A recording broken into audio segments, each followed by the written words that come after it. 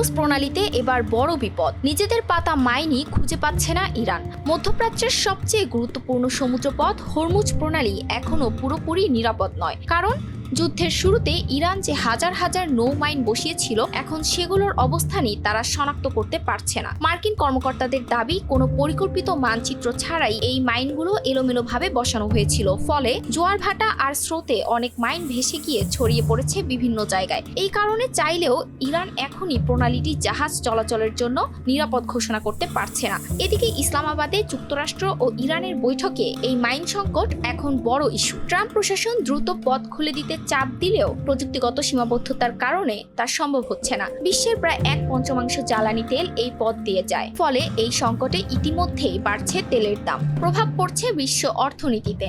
ইরানের কৌশলই এখন তাদের জন্য বড় সমস্যা। আর এই অদৃশ্য মাইন সরানো না পর্যন্ত ঝুঁকি থেকেই যাচ্ছে। ETS Bangla desk report.